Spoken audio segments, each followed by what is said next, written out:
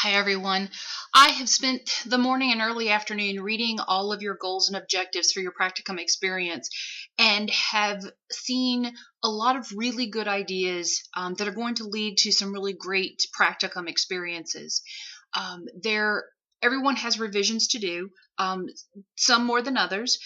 It is important that you go into Blackboard and that you go into the rubric and you look at the inline grading comments as well as the rubric comments. I tried to put comments in the actual document if it was necessary. If you had minor revisions, they're probably just in the grading rubric.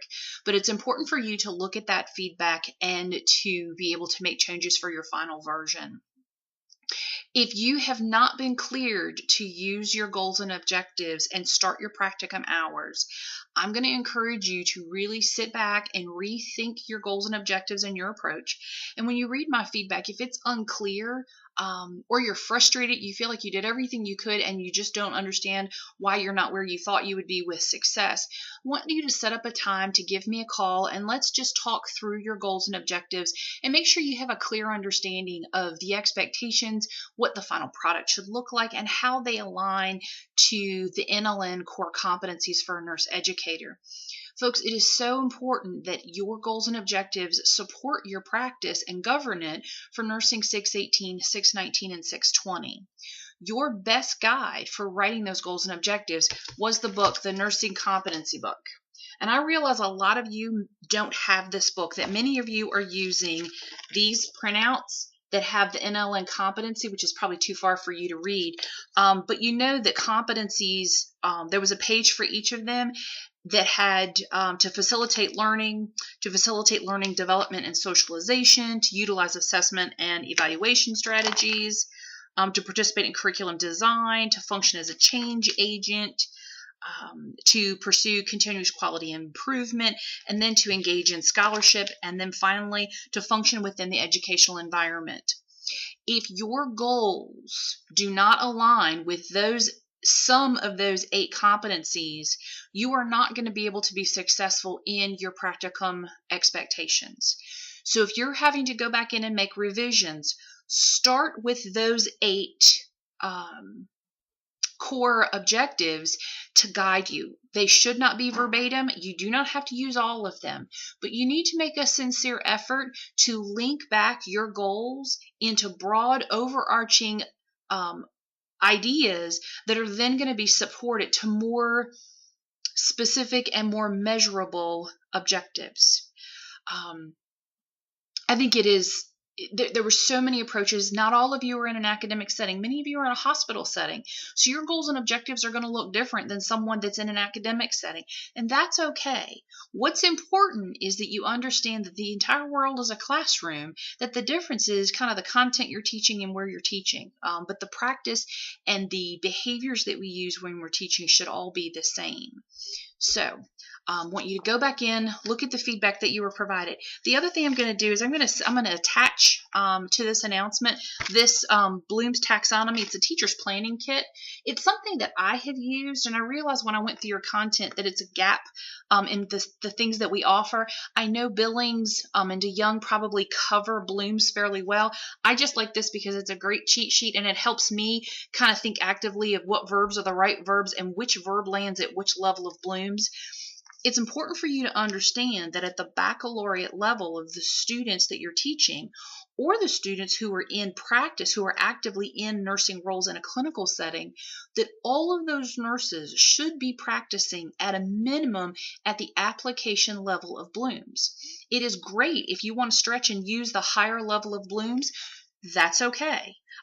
You don't want to get too far into the evaluation and the synthesis because that tends to be more at a higher level or a graduate function.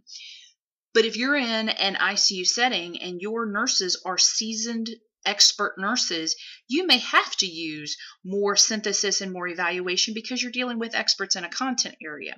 So we're going to use your judgment with that. But at a minimum, you should be in a parking lot where you're using the application level of Bloom's. That's the starting point. So, looking at my notes, The other thing I'm going to request you to do is when you submit your final version of your goals and objectives, will you please add an introductory paragraph that says, this is the clinical environment I'm using, this is the type of preceptor I'm using, just a blurb about what you are, kind of the practice setting. It will help me kind of put all the pieces together, and it will help the person who has you after me in 619 to be able to go into your goals and objectives and know what the practice setting is, what the preceptor's skill level is, or what the background of your preceptor is. Don't make it a big deal. A couple good sentences just to kind of introduce the goals and objectives section. And I realized that in the PowerPoint that we gave you, that in the format we required, we didn't ask you to write an introductory paragraph, but I think that may be the piece I'm missing in some of your goals and objectives that I'm not really putting all the pieces together with. So please do that. Your competencies, whether you are using your book or the printed versions, your competencies, you should be able to go in and actually do in-text citations where appropriate. If you've used Billings or DeYoung or another reference, please put those in-text citations around beside the goal or objective that it supports. Every one of your goals should have some sort of scholarly support, and I would highly suggest that the scholarly support it has is an NLN competency. Okay. Many of you chose as one of your objectives to review relevant literature. I think it's great to look at current literature to see what's out there. I'm going to encourage you to take out that word review, because review means you opened it up and you thumbed through it. At the level of application, that's okay. If our bachelor's prepared nurses are just going to thumb through some literature and read it and go, yeah, okay, I got it, that's okay. You all are graduate nurses. And when you review literature, I expect more. I expect you to synthesize that. And all that means is that you've not only read that literature, but you've integrated it into a change in practice. You've read about an innovative technology in a teaching strategy, and you have used that strategy in a classroom. That's what I mean by synthesize. I've read something, I understand it in its meaning, and I have applied its meaning into a practice setting. I want you to do more than review. So if you've used the word review and it's appropriate, swap it out for synthesis or synthesize, so that you're acknowledging that you need to be at an advanced level, not at a basic level. One of the things that many of you would want to review or discuss or collaborate or confer, but I'm going to encourage you in each of your goals. If I suddenly sneeze, it's because I didn't know it was coming. In all of your, in each of your goals, all goals should end with you doing something active with your student population. It should not just be you thinking about it, you reading about it, you talking about it. I want you to do something. That's the whole purpose of your practicum, is that you're out there being the hands and feet, first of Christ, but then as a nurse educator. So as you are thinking through each goal, ask yourself, in this goal, what's my outcome? What's my product? What's my takeaway? What am I doing? If you are going to be role modeling advanced teaching strategies, then one of the things under that goal should be that you're actually going to teach somebody something, and that you're going to do it using advanced technology or advanced strategies or advanced skills of some sort. Even if you have been approved with your current set of goals and objectives, take the opportunity to reflect on what I'm saying about making these minor revisions so that when you are done, you have a crisp, clean, actionable set of goals and objectives. That's my hope for you.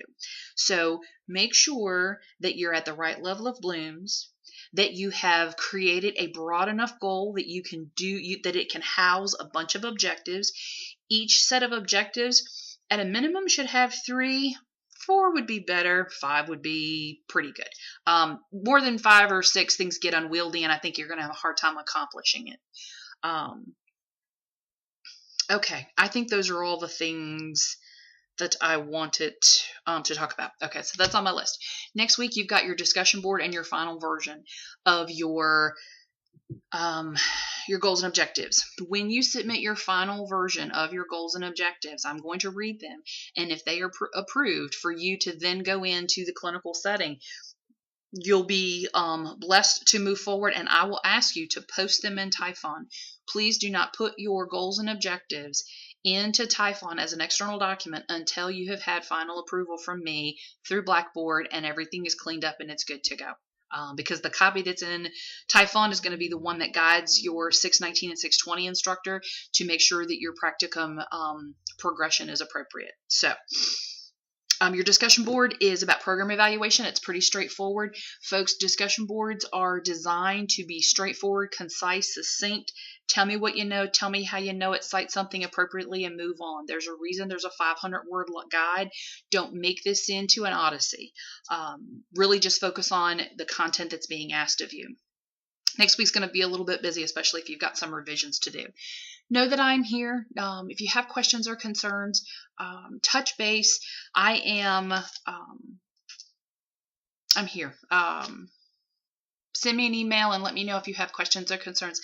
I hope you guys have a great week. As you can see over my right shoulder, Gracie, let's see, Gracie is sleeping and Madeline is in the other chair.